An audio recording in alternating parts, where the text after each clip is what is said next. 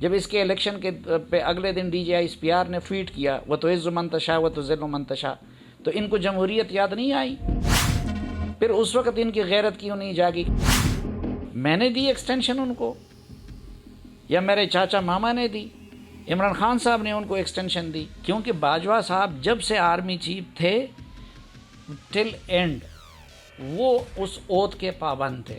मैं इमरान खान की दौरी हुकूमत को जमहूरियत में शुमार नहीं करता। इस मामले में हम डीट हो गए, कोई फ़र्क नहीं पड़ता कि सोशल मीडिया पे लोग क्या कहते हैं, मीडिया पे क्या कहते हैं। आपके siyaasat.pk जैसी जो चीज़ें हैं जो इमरान खान या फिर एजेंसियों के हाथ से वो इनको फीड करते थे कि फ़लाँ को ये बनाना है, फ़लाँ को ये बनाना है, फ़लाँ सियासतदान को हीरो बनाना है, फ़लाँ को चोर साबित करना है, फ़लाँ सहाफ़ी को लिफाफी बनाना है। एजेंसियों के कहने पे, फ़ौज के कहने पे, हमारे साथ इमरान खान के कहने पे वो सब कुछ किया। कि इलेक्शन से 18 दिन पहले जनरल बाजवा साहब से 2.5 घंटे की नशिस्त में उनसे मेरी तलखी सब कुछ इस पे रहा, तो यही बातें थी कि जनरल आसिफ गफूर के कहने पे मुझे वहाँ से निकाला गया। आप इमरान खान वाला काम ना करें, आप जावेद इकबाल वाला काम ना करें। मौलाना फजल रहमान बाकी जमातों के पेट में चुरा गोंपा, siyaasat.pk को मौका मिल सकता है तो ज़रा कुछ देर के लिए सहाफ़त करके उनसे ये पूछ लें कि जी आप इतने आज जमहूरी बन रहे हैं, तो पहले तो वो जो है ना मुशर्रफ के रेफरेंडम में जो वोट मांग रहे थे उसका क्या होगा? बतौर वज़ीर आज़म इमरान खान ने टीवी पे आके कहा था कि मैं हर मामले में बुशरा बीबी से वो मशवरा करता हूं। क्या siyaasat.pk ने उस पर कोई प्रोग्राम किया था?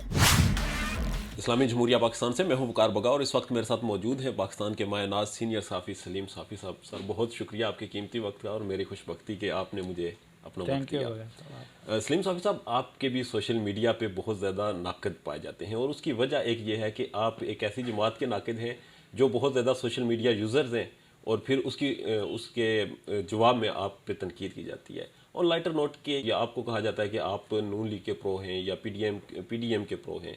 ये प्रो सहाफ़त कौन सी होती है और क्या ये कोई टर्म है सहाफ़त में?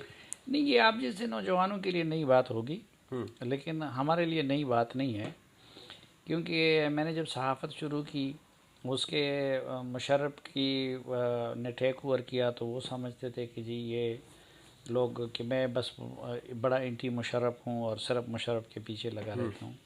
फिर जब KP में MMA की हुकूमत आई तो सबसे ज़ेर अताब सहाफ़ी मैं था।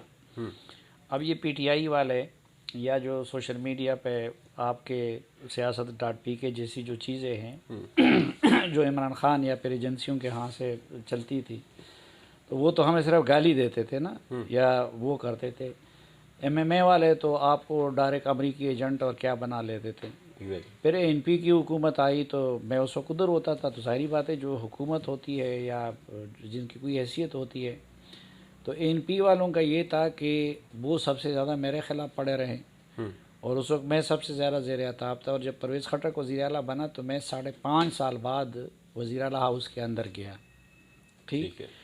अच्छा, ये चूँकि फिर 2010 से जब इमरान खान का प्रोजेक्ट शुरू हुआ और इस्टेब्लिशमेंट ने शुरू किया और फिर उनके लिए उन्होंने पूरी दुनिया में सिंगापुर से लेके लंदन तक ये सारे नेटवर्क भी कायम कर दिए। और मैं चूँकि पहले दिन से इस चीज़ का कायल था कि भाई आप सहाफ़त करें, आप सियासत करें, आप कुछ भी करें, आपकी यहाँ से आवाज़ उठनी चाहिए, उससे मुझे इत्तेफाक हो या इख्तलाफ हो। लेकिन अगर आप किसी का मोहरा बनते हैं तो फिर उस हिसाब से मैं उन पर तनकीद करता हूँ। अब मसलन आजकल अब PDM जो है वो नई PTI बन गई है, तो मैं PDM के बारे में वही कहता हूँ। अब मैंने लोग कहते थे कि जी मौलाना फजल रहमान, जब मौलाना फजल रहमान आमिरियत की या फिस्ताइयत की रेजिस्टेंस कर रहे थे तो मैं उन पर तनकीद नहीं कर रहा था। अब मसलन जब उन्होंने जिस तरह ग़ुलाम अली को गवर्नर बनाया, जिस तरह उन्होंने वो काबीना अपने मनपसंद लोगों की बनाई, जिस तरीके से अपने रिश्तेदारों को उन्होंने एकोमोडेट किया, तो मैं उन पर वही तनकीद कर रहा हूँ। इसी तरह इस मौजूदा हुकूमत में मैं वही कर रहा हूँ।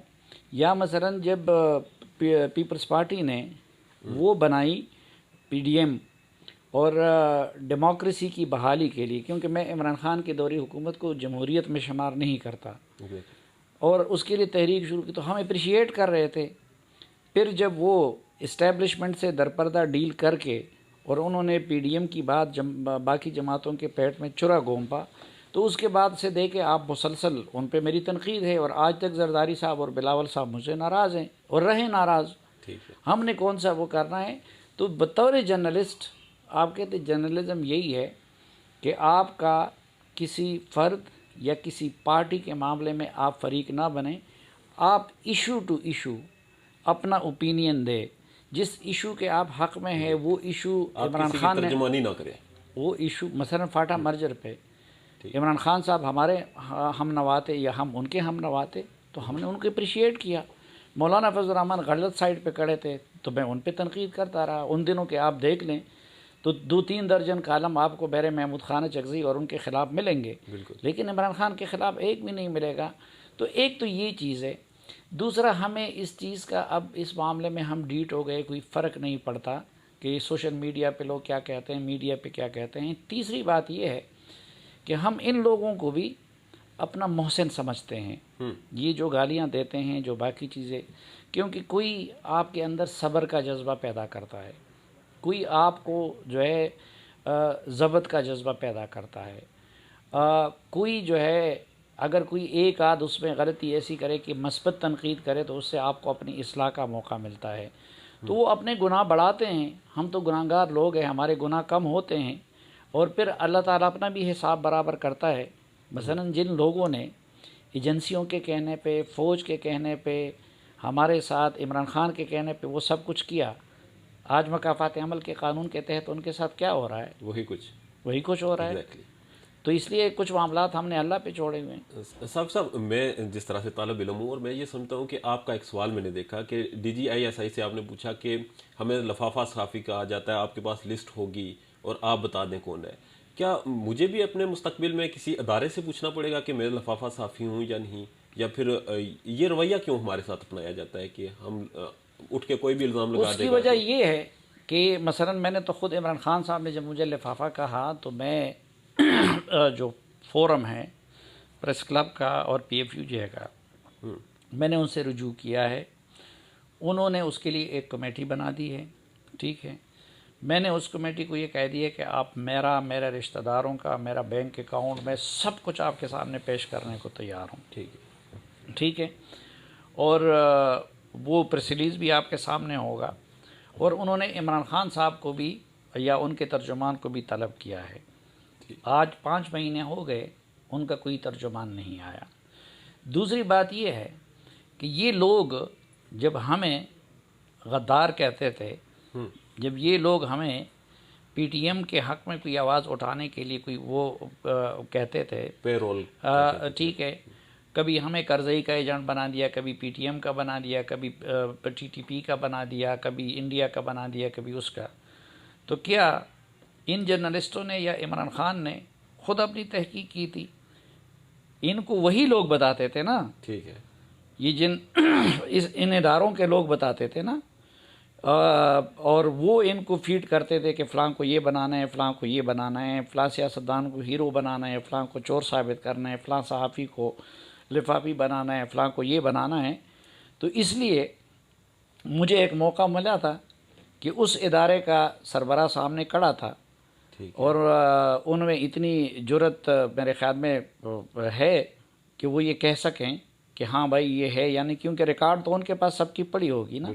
तो इसलिए क्योंकि उन्हीं इदारों के माजी के लोगों के कहने पे जर्नलिस्टों ने भी हमारे ख़िलाफ़ ये कैंपेन की, इमरान खान ने भी हमारी कैंपेन की। इमरान खान तो उनका पैदा करता है, उनका परवरदा है, इनके पास अपना क्या इख्तियार है। तो इसलिए जिस इदारे के लोगों के कहने पे इन्होंने हमारे साथ ये सब कुछ किया था, तो इसलिए मैंने पूरी कौम के सामने उनसे पूछा कि भाई अगर आपके पास कोई हमारे बारे में सबूत है तो आप बता दें कौम को। सर, जितनी भी चीज़ें होती हैं ये तारीख़ कभी भूलती नहीं और तारीख़ याद रखती है। आजकल जनरल बाजवा की भी बातें सामने आ रही हैं और वो बकौल उनके जावेद चौधरी की आ रही हैं।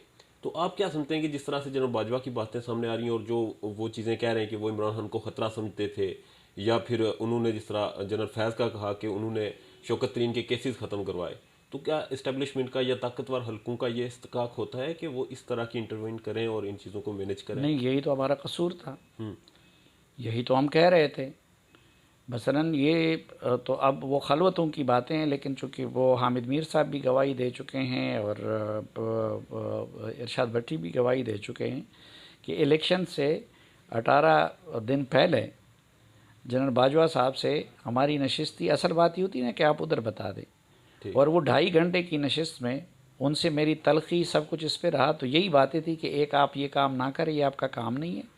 दूसरा, ये इमरान खान को आप कौम के सिरों पे मुसल्लत कर रहे हैं, तो इसका जो है ये आपसे जरदारी और नवाज शरीफ को बख्शवा देंगे।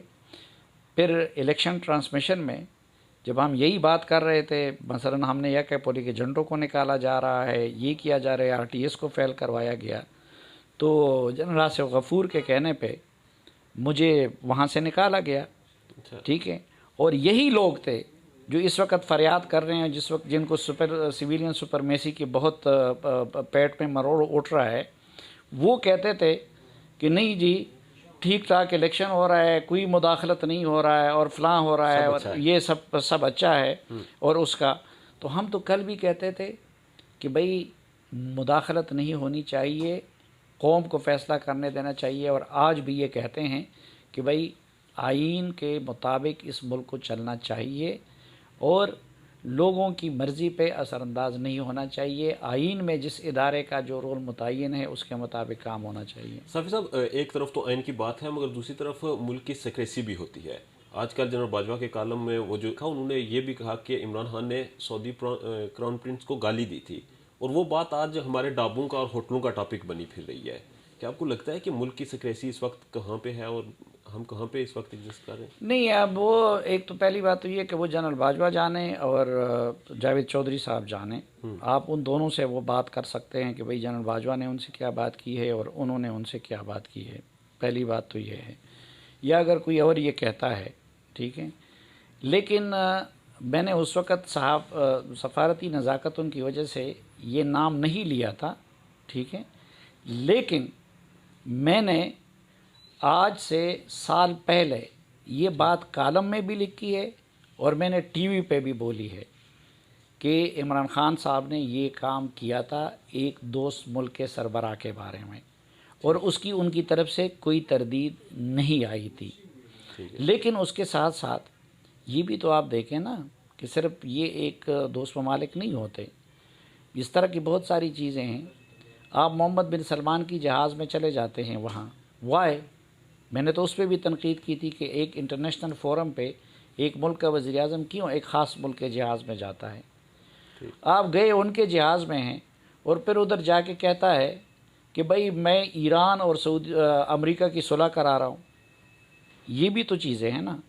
फिर अभी आपने ये भी तो नेशनल सिक्योरिटी का मामला था ना कि आपने एक झूठ घड़ के कि अमेरिका ने साजिश करके मेरी हुकूमत गिरा दी है, उसकी बुनियाद पे आपने आइन की वायलेशन की, जो अदम एतमाद के वोटिंग पे आपने पोलिंग नहीं होने दी।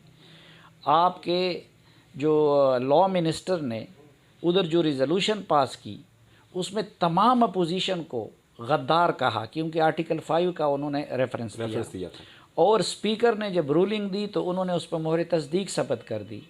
फिर सुप्रीम कोर्ट के चीफ जस्टिस की सरबराही में इस 5 रुकनी बेंच ने उस वक़्त ये कहा था, अपने तफसीली फ़ैसले को आप पढ़ लें, कि अमरीकी साजिश का बयानिया मनगढ़ंत है, इसको हुकूमत साबित नहीं कर सकी। नंबर 1। नंबर 2, उसने कहा है कि जो लॉ मिनिस्टर ने आर्टिकल 5 का सहारा लिया ये उन्होंने गलत किया है, क्योंकि बाकी तमाम मेंबरान जिनके उस अदम एतमाद पे दस्तखत थे उनकी हुब्बुल वतनी को उन्होंने मशकूक बना दिया। आजकल बड़ी फरियाद हो रही है ना, गद्दारी। हालांकि इमरान खान साहब की हुकूमत ने तो तमाम अपोजिशन को गद्दार डिक्लेयर किया है, जिस पे कासिम सूरी ने रूलिंग भी दी। अच्छा, फिर कासिम सूरी के रूलिंग को सुप्रीम कोर्ट ने यूनानिमसली वो उस ने अनकॉन्स्टिट्यूशनल कहा है।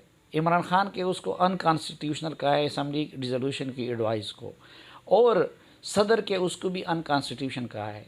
उसके बाद भी सुप्रीम कोर्ट के वो बेंच जो आपको बहुत प्यारा भी है, उसके फैसले के बाद भी आप 1 साल तक वो डंडोरा पीट रहे हैं, तो आप नेशनल सिक्योरिटी से खेल रहे हैं कि नहीं खेल रहे हैं? एग्जैक्टली। तो बदकिस्मती ये है कि हम सहाफ़त में भी सेलेक्टिव हैं, तनकीद में भी सेलेक्टिव हैं। एक बंदा मुल्क की सलामती से कह ले तो वो इसको कोई नज़र नहीं आता। एक बंदा जो है, अभी आपने राज़ों की बात की, आप हलफ उठाते हैं कि as a head of government आप कोई चीज़ किसी से शेयर नहीं करेंगे। बतौर वज़ीर आज़म इमरान ख़ान ने टीवी पे आके कहा था कि मैं हर मामले में बुशरा बीबी से सवाल करता वो मशवरा करता हूँ। क्या siyaasat.pk ने उस पर कोई प्रोग्राम किया था कि ये सिक्योरिटी ब्रीच है, ये सिक्योरिटी रिस्क है? आपके उसको जो साकिब निसार ने कंडीशनल इजाज़त दी थी कि आप इनको माविन खसूसी तो बना रहे हैं लेकिन वो काबीना में नहीं बैठेगा। कितने गैर मुल्की सिटीज़न इमरान ख़ान की काबीना में बैठे होते थे जिन्होंने दूसरे मुल्क की वफादारी का हलफ उठाया था? किसी ने कहा कि ये सिक्योरिटी ब्रीच है कि भाई किसी ने एक मुल्क की वफादारी का हलफ उठाया है, किसी ने दूसरे का, और ये हुकूमत सिक्योरिटी रिस्क है? तो ये जो सिलेक्शन मीडिया में आ गई है ना, और ये जो सिलेक्टेड तनकीद है, ये मैं तो आज अगर पीडीएम के काबीना में भी गैर मुल्की सिटीज़न बैठेगा मैं उस पर तनकीद करूँगा। बहरहाल आजकल इमरान खान साहब ने एक जो सदर रियासत हैं और चीफ हैं आर्म फोर्सेस के सर आरफ अलवी साहब, उनको एक लेटर लिखा और उस लेटर में उन्होंने वाज़े किया कि जनरल बाजवा मुल्की मामलात जो हैं उन्होंने एक्सपोज किए और उन पर कार्रवाई की जाए। वो जो खत है वो बड़ा एक मुझे तो अलार्मिंग लगा। आप समझते हैं कि उसकी कोई हैसियत? अच्छा, इस खत के लिए उन्होंने बुनियाद क्या बनाई है? ये जो जावेद चौधरी का कॉलम है और जिसमें जावेद चौधरी के उन्होंने कहा कि जनरल बाजवा ने कहा कि हम इमरान खान को खतरा समझते थे और हम लफ्ज़ पे तहकीकात की जाए। इस खत की बुनियाद जो जावेद चौधरी का कॉलम है ना, जी ठीक है, जावेद चौधरी ने तो इमरान खान के बारे में भी बहुत कुछ कहा है और लिखा है। ठीक है, पहले तो मुझे इमरान खान साहब ये फतवा दे दे, वो तो उनको भी मेरी कैटेगरी में शामिल करता है ना। एग्जैक्टली। तो मीठा मीठा हप और कड़वा कड़वा तू, तो वो पहले इमरान खान साहब से ये पूछे कि आप पहले जावेद चौधरी के बारे में तो फतवा दे देना कि उनकी क्रेडिबिलिटी और वो सादिक और अमीन है या नहीं है। ठीक है, ठीक, क्योंकि आप उसकी बुनियाद पे इतना बड़ा इक़दाम करना चाहते हैं ना। एक तो ये बात हुई। दूसरी बात ये हुई कि अभी एक तो मैं आपके साथ कैमरे के सामने वो लगा हुआ हूँ ना, ठीक है, लेकिन अगर मैंने आपसे ऑफ द रिकॉर्ड कोई बात की है और गपशप लगाई है, उधर जाके आप लिख दे कि सलीम साफ़ी ने ये कहा, सलीम साफ़ी ने वो कहा, तो वो क्या मेरे ख़िलाफ़ दलील बन सकती है?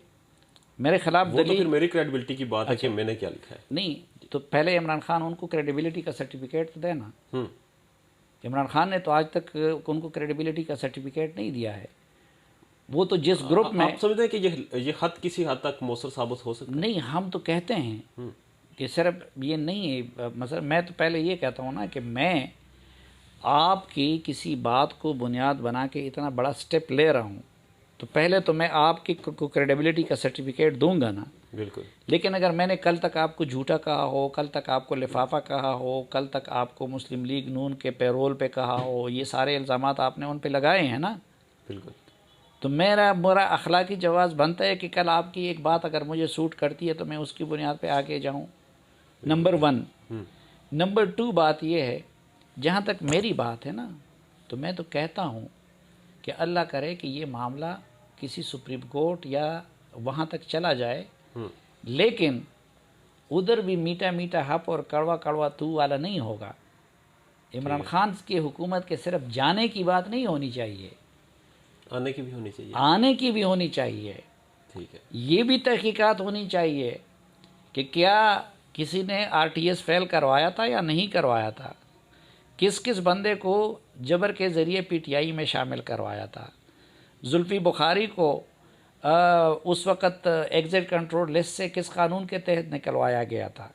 ठीक है, हम तो कहते हैं ये सारी चीज़ें हो, किस किस मीडिया चैनल के साथ क्या क्या होता रहा, चेयरमैन नैब को कौन और किस तरह ब्लैकमेल करता रहा, तैयबा गुल को किसके कहने पे पीएम हाउस के अंदर रखा गया, बाप पार्टी किसने बनाई, उससे पहले वो बलूचिस्तान में नून लीग की हुकूमत किसने गिराई, पोलिंग एजेंटों को किसने निकाला। ये तो फिर ये नहीं होगा ना। मसलन बाजवा साहब के आखिरी रोल का भी तहकीक होनी चाहिए, क्योंकि बाजवा साहब जब से आर्मी चीफ थे टिल एंड वो उस ओथ के पाबंद थे। एग्जैक्टली ठीक, उनका शुरू से आखिर तक तमाम चीज़ों का हाँ। और ये भी हम कहते हैं कि ये सवाल पूछा जाए कि भाई एक प्राइम मिनिस्टर उनको सफारती मामलात में क्यों भिजवाता था अपना वजीर खारजा बना के। ये सारी चीज़ें हम तो इस पे बड़े खुश होंगे कि ये चैप्टर खुले, कि पता चले कि कौन कितने पाने में था। बहरहाल आप समझते हैं कि आर्मी चीफ या कोई भी इस ऐसे लेवल का शख्स बतौर सफ़ीर या किसी दूसरे मुल्क के सरबराह से बात करने के लिए जाए? आसम मुनीर साहब भी जाते हैं। मैंने तो आपसे कहा ना कि मेरा तो मौक़िफ़ इमरान खान की तरह नहीं है कि सुबह एक बदलेगा शाम को दूसरा बदलेगा ना। मैं जरदारी साहब हूँ कि भाई आपका जाली पार्लियामेंट है, लेकिन आपका वो बना। मैं तो इस पार्लियामेंट को कल भी जाली कहता था, आज भी जाली कहता हूँ। मैं तो 2018 के इलेक्शन को कल भी जाली कहता था, आज भी जाली कहता हूँ। ठीक, मेरा तो मौक़िफ़ उसके साथ नहीं बदलेगा। इसी तरह मेरा मौक़िफ़ यही है कि फ़ौज को अपने कॉन्स्टिट्यूशनल रोल से बाहर नहीं जाना चाहिए, फॉरेन ऑफिस को अपना काम करना चाहिए, अदलिया को एग्जेक्टिव के काम में मुदाखलत नहीं करनी चाहिए, मीडिया को जज, मुफ्ती और लीडर नहीं बनना चाहिए, मीडिया के लोगों को सरकारी ओहदे नहीं लेना चाहिए। मेरा तो ये मौक़िफ़ है ना। और मेरी वफ़ादारी स्टेट और मेरा रेड लाइन पाकिस्तान का कॉन्स्टिट्यूशन है। लेकिन वो बंदा जिसने परवेज़ मुशर्रफ के टेक ओवर को वेलकम किया हो, वो बंदा जिसने फिर परवेज़ मुशर्रफ के रेफरेंडम में उनके लिए वोट मांगे हों, वो बंदा जिसने फिर इस दौरान आके वो जमहूरी क़ुव्वतों के ख़िलाफ़ हर साजिश में शरीक रहा हो, वो बंदा जो कि कल तक ये कहता रहा कि जनरल बाजवा जैसा जमहूरी जर्नल कोई नहीं है। क्या एक प्राइम मिनिस्टर को ये ज़ेब देता है कि वो किसी के उसके बारे में कहे कि अमरीकी सदर ने कहा है कि मेरा फ़लाँ जर्नल जमहूरी है और वो है, फिर उसने मैंने दी एक्सटेंशन उनको, या मेरे चाचा मामा ने दी, इमरान खान साहब ने उनको एक्सटेंशन दी। और इमरान खान साहब ख़ुद ये कहते हैं कि मैं तो जब सेनेट के चेयरमैन के उसमें मुदाखलत हो रही थी, मैंने तो उस वक्त भी मुदाखलत की थी। मैंने तो जब राजा रियाज जैसे लोगों को उसके लिए वोट पूरे करने के लिए उनको जाके एजेंसियों के लोगों ने मोटरवे पे रोका और सुबह कमरों में बंद किया और सुबह फिर जाके उनसे कहा कि इमरान खान के हक़ में वोट डालो, हमने तो उसको भी बुरा कहा था कि ये एजेंसियों का काम नहीं है। तो मैं तो आज भी ये कहता हूँ, कल भी ये कहता हूँ कि सफारतकारों का काम होना चाहिए, पॉलिसी मेकिंग इलेक्टेड गवर्नमेंट का काम होना चाहिए। लेकिन ये साहब कोई उनसे अगर मौका मिले और siyaset.pk को मौका मिल सकता है जी, तो ज़रा कुछ देर के लिए सहाफ़त करके उनसे ये पूछ लें कि जी आप इतने आज जमहूरी बन रहे, तो पहले तो वो जो है ना मुशर्रफ के रेफरेंडम में जो वोट मांग रहे थे उसका क्या होगा, हम ज़रूर पूछेंगे। और फिर बाद में जो ये करते रहे सब कुछ आप ख़ुद कहते रहे बतौर प्राइम मिनिस्टर कि मेरे लिए तो बिल भी जो है एजेंसियों के लोग पास करवाते रहे, मेरे लिए तो कश्मीर की मीटिंग भी मैं ख़ुद प्रिजाइड नहीं करता था, वो जनरल बाजवा से करवाता था। तो ये उनसे पूछे कि ये क्या एक जमहूरी बंदे को, प्राइम मिनिस्टर तो दूर की बात है, उसको ज़ेब देता है कि गैर जमहूरी ताकतों को दावत देना और फिर उसकी तस्दीक भी करना। यानी ये दुनिया में हमने पहला प्राइम मिनिस्टर पाकिस्तान में देखा है। पाकिस्तान की सियासत में एक दिन भी अनविजिबल रोल एजेंसियों का और उनका वो नहीं रहा है, वो रहता है वो, लेकिन ये विजिबली हमने पहली मर्तबा देखा कि एक प्राइम मिनिस्टर कहता है कि मेरे टेलीफोन टैप करना एजेंसियों का हक है। एक प्राइम मिनिस्टर अपने आप को कहते हुए ये कहता है कि जी मेरे लिए तो असम्बली से बिल और बजट भी एजेंसियां पास करवाती है। ये हमने पहली मर्तबा देखा है। उस वक्त इनकी जमहूरी रग क्यों नहीं पड़क उठी जब इसके इलेक्शन के पे अगले दिन DGI ने फ़ोन किया, ट्वीट किया, व तो इज़्ज़ु मन तशा व तो ज़िल्लु मन तशा, तो इनको जमहूरियत याद नहीं आई। आज ये ग्रेड 21 की बात कर रहा है, मैं जो जन्नत तो ग्रेड 21 का भी नहीं होता ना। तो उस वक्त इमरान खान कह देता कि भाई मेरी हुकूमत आई है, ISPR के DG का क्या हक़ बनता है कि वो तो इज़्ज़ु मन तशा व तो ज़िल्लु मन तशा के वो करे। फिर उस वक्त इनकी गैरत क्यों नहीं जागी कि ये कह देता कि भाई DGI का क्या काम है कि मेरी हुकूमत के बारे में ये कहे कि आप इनके बारे में मस्बत रिपोर्टिंग करें, या ISPR का ये क्या काम है कि वो आके पीटीआई के और उनके साथ मुश्तरका मीडिया सेल बनाएं, फेक अकाउंट बनाएं, लोगों की तरबियतें करें, सिंथिया रिची जैसे लोगों को इस्तेमाल करें, बैरूनी मुल्क और अंदरूनी मुल्क ट्रोल के वो इकट्ठे मिल के बनाएं। उस वक्त इनकी जमहूरियत पसंदी किधर गई थी? मैं तो सबके बारे में सवाल करूँगा। बहरहाल साफी साहब, हालात वो ही हैं आज भी अगर इलेक्शन की बात होती है तो चीफ इलेक्शन कमिश्नर अदालत में खड़े होकर कहता है कि मैं फौज से सिक्योरिटी मांगता हूँ, मुझे सिक्योरिटी नहीं दी जाती। अदालतों से मैं आरोज मांगता हूँ, आरोज नहीं दिए जाते। और पैसा मांगता हूँ, पैसा नहीं दिया जाता। मैं इलेक्शन कैसे करवाऊँ? अगर हालात वही है तो मेरा आज भी मुतालबा वही है कि इस मुल्क का एक मीसाक है जो मुझे और आपको एक दूसरे से जोड़ता है, जो इदारों के, वो कॉन्स्टिट्यूशन है। तो कॉन्स्टिट्यूशन पे उसके रूह के मुताबिक अमल होनी चाहिए। आइन जिन दिनों में कहता है उसमें इलेक्शन होना चाहिए। फ्री एंड फेयर इलेक्शन के नतीजे में, पिछले मरतबा के सिलेक्शन के नतीजे में नहीं कि आप पोलिंग एजेंटों को बाहर निकाल दें, उसके नतीजे में इमरान खान जीतता है, उसके नतीजे में जरदारी जीतता है, मुझे उससे कोई फ़र्क नहीं पड़ता। मैं ये कहता हूँ, मेरा डिमांड ये था, ये है, ये रहेगा कि इस मुल्क का जिसका जो काम है वो वही काम करे और इस मुल्क को कॉन्स्टिट्यूशन की रूह के मुताबिक चलना चाहिए। इस मुल्क में इलेक्शन कमीशन को इंडिपेंडेंट होना चाहिए, जजेस को अपने फ़ैसलों में सेलेक्टिव नहीं होना चाहिए और उनको आइन और कानून के मुताबिक काम करना चाहिए। साहब, एक तरफ हम देखते हैं मुल्की हालात आपके सामने हैं, महंगाई, बेरोज़गारी, सारी चीज़ें, और जिस तरह से डॉलर मजबूत हो रहा है, पैसे की कदर व कीमत की रही है। मगर दूसरी तरफ मरीम नवाज़ की आज की एक स्टेटमेंट आई कि वो कहती हैं कि वो इस गवर्नमेंट का हिस्सा ही नहीं। क्या वो इस बोझ से निकलना चाहती हैं या फिर कोई नया बयानिया बनाने की कोशिश कर रही हैं? बतौर साफ़ी आप इस चीज़ को किस नज़र से एनालाइज करेंगे? इस पाकिस्तान में कल के बारे में कोई प्रेडिक्शन नहीं किया जा सकता, क्योंकि ये मुल्क जो है ना किसी कायदे ज़ाब्ते के मुताबिक नहीं चलता, न पॉलिटिकल पार्टियाँ जमहूरी उसूलों के मुताबिक चलती है। पीटीआई में कोई जमहूरियत नहीं है, जो इमरान खान कहता है वही होता है। नून लीग में कोई जमहूरियत नहीं है, जो शरीफ फैमिली चाहती है वही होता है।